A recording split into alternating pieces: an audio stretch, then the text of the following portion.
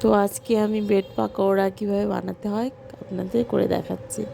তার জন্য আমি এরকম ব্রাউন ব্রেড নিয়ে নিয়েছি, আলুর সবজি বানিয়ে নিয়েছি। তো তার জন্য একটা ব্যাটার বানাতে হবে। তো কিছুটা বেসন, চালের গুঁড়ো, পরিমাণ মতো নুন দিয়ে দেব, হলুদ দেব,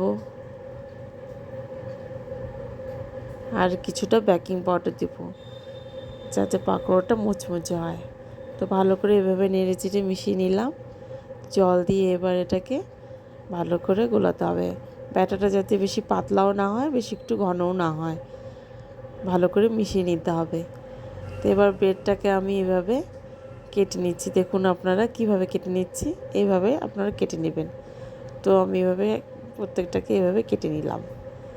এবার এই কেটে নেওয়া রুটির উপর মাঝখানে আমি এটাকে দিয়ে দেব আলুর যে সবজিটা বানিয়েছিলাম, তারপরে আরেকটা ব্রেড দিয়ে এভাবে জয়েন করে নিচ্ছি।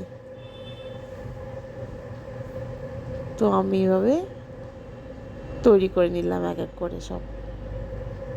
কড়াতে তেল দিয়ে দিলাম, তেল আমার গরম হয়ে গেছে। দেখুন এভাবে ভালো করে ব্যাটারে ডুবিয়ে নিতে হবে,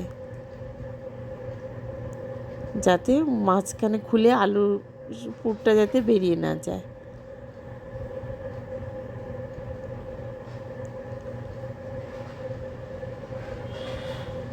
তো এইভাবে আমি এক এক করে ভেজে নেব।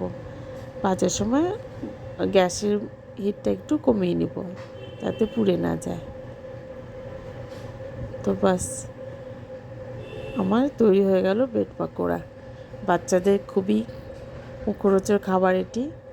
বিকেলের টিফিন হিসেবেও বড়রা খুব পছন্দ করে। ধন্যবাদ।